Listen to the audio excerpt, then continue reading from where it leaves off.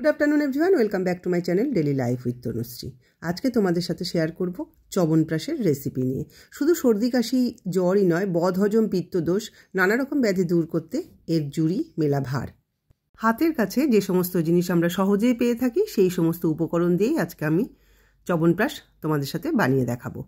तो एखाने आमि 250 ग्राम আমলকি निये निয়েছি, एटाके भापे सेদ্ধ बसिए दिएछि। एदिके एकटा मिक्सिंग जारे निये निয়েছি आमि किछुटा दारचिनी, लवंग, एलाच, 1 टेबिल स्पून নিয়ে নিয়েছি এখানে মৌরি আর হাফ টেবিল স্পুন নিয়ে নিয়েছি এখানে আমি গোটা জিরে, 4টে তেজপাতাও নিয়ে নিলাম। এবার এই তেজপাতাগুলোকে আগে থেকেই পরিষ্কার করে ভালো করে মুছে নিলাম। আর নিয়ে নিয়েছি কিছুটা জয়িত্রী, 1 টেবিল স্পুন মতো নিয়ে নিলাম। এখানে গোলমরিচ গুঁড়ো করে নিয়ে এলাম, তবে এটা মিহি গুঁড়ো কিন্তু হবে না, যেহেতু এলাচ আর তেজপাতা রয়েছে। এইভাবে যতটা গুঁড়ো হয়েছে ঠিক ততটাকে একটা ছাঁকনির সাহায্যে আমি ভালো করে চেলে নেব। চেলে নিলে ওপরে যে খোসাগুলো থেকে যাবে সেগুলো বেরিয়ে আসবে। তো এইভাবে আমি চালনি দিয়ে বা ছাঁকনি দিয়ে চেলে নিচ্ছি। আর এবার আমি একটুখানি আবার দেখে নেব যে আমলকিগুলো ঠিকঠাক সেদ্ধ হয়েছে কিনা। তো ঢাকনাটা তুলে নিলাম। মিনিট 7 পরে আমলকি কিন্তু সেদ্ধ খুব ভালোভাবে হয়ে যায়নি, তো আরও কিছুটা সময় আমি ঢাকা দিয়ে দিয়েছি। এখানে আমি নিয়ে নিয়েছি হাফ কাপ মতো খেজুর। তবে খেজুরটাকে খুব ভালো করে আগে ধুয়ে জলটা ঝরিয়ে নিয়েছি আর বীজগুলোও ভালো করে ছাড়িয়ে নিয়েছি। খেজুরে কিন্তু অনেকটাই নোংরা থাকে, খুব ভালো করে খেজুরটাকে পরিষ্কার করে নিয়ে এবার অল্প একটু জল দিয়ে এটাকে মিনিট 5 জন্য ভিজিয়ে রেখে দিচ্ছি। এইদিকে আরও 5 মিনিট পরে ঢাকনাটা তুলে দেখলাম আমাদের আমলকি কিন্তু একদমই পারফেক্ট সেদ্ধ হয়ে গেছে, একটা ফেটও গিয়েছে। তো এবার আমি গ্যাসের আঁচটাকে বন্ধ করে দিয়ে ঠান্ডা হতে দেব আমলকিগুলোকে। এই চবনপ্রাশ কোলেস্ট্রলের জন্য কিন্তু ভীষণই ভালো। এছাড়া রক্তচাপকেও স্বাভাবিক রাখে, রক্তকে বিশুদ্ধ করে এবং টক্সিনও বের করে দেয়। তো চলো এবার আমি খেজুরের মধ্যে 1 মুঠো মতো তুলসী পাতা দিয়ে দিচ্ছি।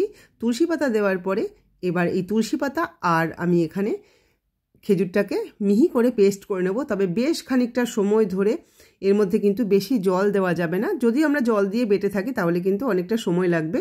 কিছুটা সময় নিয়ে আস্তে আস্তে মিক্সিং জারটাকে চালিয়ে চালিয়ে এটাকে পেস্ট করে নিতে হবে। এদিকে আমলকি থেকে প্রত্যেকটা বীজ আমি ছাড়িয়ে নিয়েছি। খেজুরের পেস্ট করা জারের মধ্যে আমি এবার আমলকিগুলোকে পেস্ট করে নেব। মিহি পেস্ট তৈরি করে নিতে হবে আমলকিগুলোর। এর মধ্যেও কিন্তু কোনো জল দেওয়া যাবে না, এটা ভীষণ তাড়াতাড়ি পেস্ট হয়ে যাবে। তো যেহেতু আমার মিক্সিং জারটা ছোট, তো ওই জন্য আমি এটা দুবারে পেস্ট করে নিয়েছি।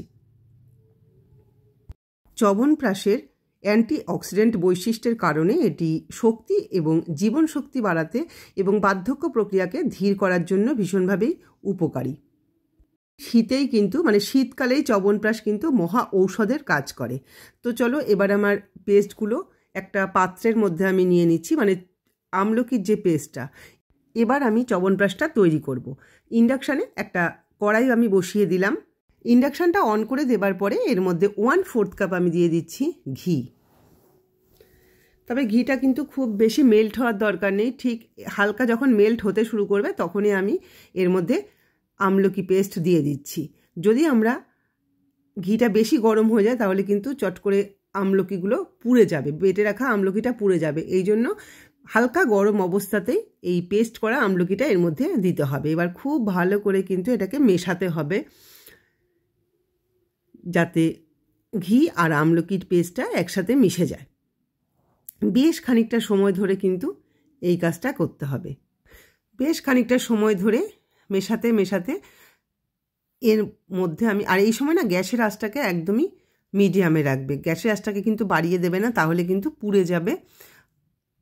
আর বেশ খানিকটা সময় হাত কিন্তু চালাতে হবে, হাত কিন্তু অনেকটাই চালাতে হবে। এইটা একবারে একদমই থেমে থাকা যাবে না, কড়াইতে যাতে লেগে না যায় সেদিকে কিন্তু খুব ভালো করে লক্ষ্য রাখতে হবে। এবার আমরা এর মধ্যে দিয়ে দেব বেটে রাখা খেজুর আর তুলসী পাতা। এই বেটে রাখা খেজুর আর তুলসী পাতার মধ্যে তোমরা কিন্তু আদা পেস্ট করে নিতে পারো। যেহেতু আমার কাছে শুকনো আদার গুঁড়ো আছে, আমি শুকনো আদার গুঁড়ো ব্যবহার করব। তোমাদের কাছে যদি শুকনো আদার গুঁড়ো বা শুকনো আদা না থেকে থাকে তাহলে তোমরা যখন খেজুর আর তুলসী পাতা পেস্ট করেছি তখন তোমরা কাঁচা আদাটাকেও এর মধ্যে দিয়ে পেস্ট করে নিতে পারো। তো খেজুরের পেস্টটাও কিন্তু খুব ভালো করে মিশে যাচ্ছে আমলকির সাথে।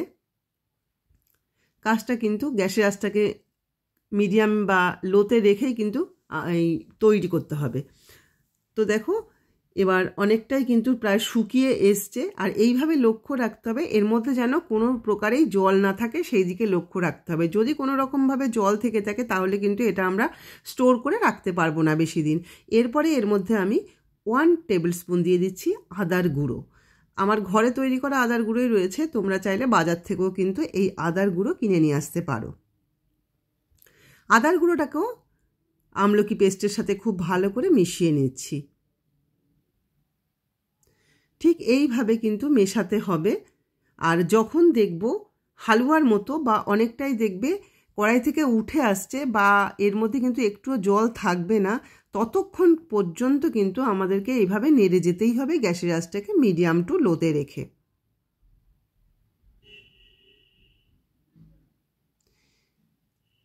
এই যে বোঝা যাচ্ছে এখানে কিন্তু অনেকটাই জল শুকিয়ে এসছে।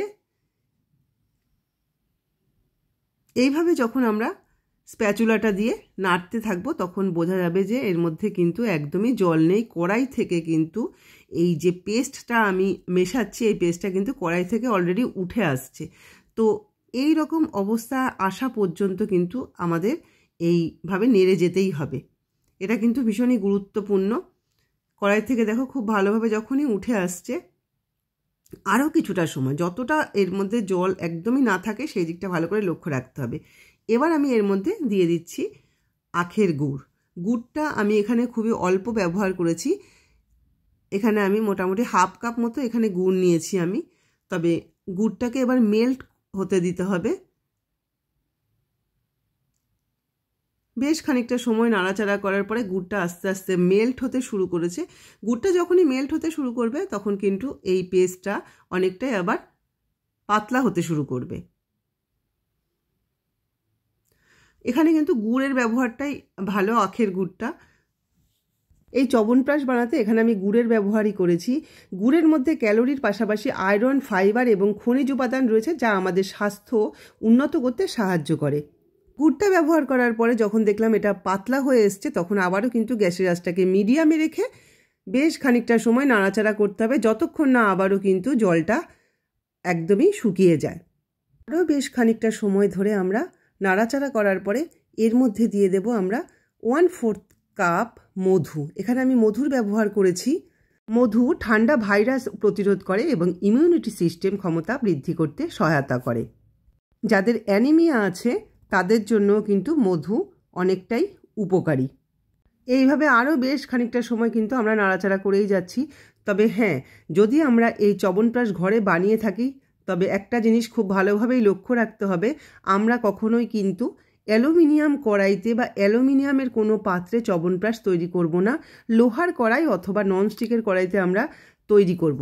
অ্যালুমিনিয়ামের কড়াইতে যদি আমরা তৈরি করে থাকি তাহলে কিন্তু একটা কষ চলে আসবে, একদমই তাড়াতাড়ি নষ্ট হয়ে যাবে, খেতেও টেস্ট হবে না।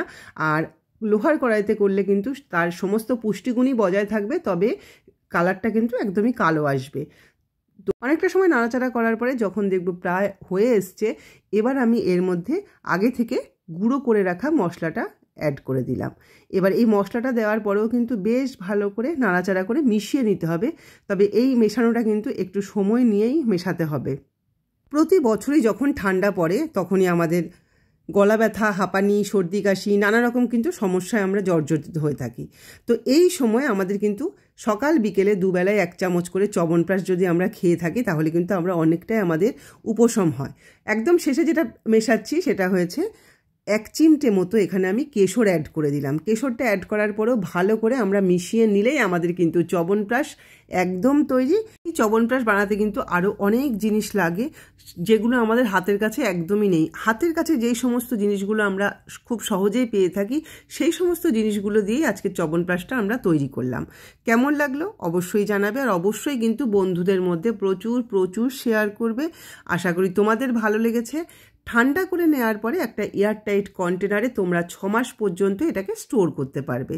সর্দি কাশির সময় বা শীতকালে আমরা যদি প্রত্যেক দিন সকাল সন্ধে 1 চামচ করে চ্যবনপ্রাশ খেয়ে থাকি তাহলে কিন্তু আমাদের আগে থেকেই আমরা প্রোটেকশান নিয়ে নেব চ্যবনপ্রাশ খেয়ে, তাহলে আমাদের কিন্তু সর্দি কাশি একদমই কাছে ঘেঁষতে পারবে না। রেসিপিটি কেমন লাগলো অবশ্যই কমেন্ট করে জানাবে।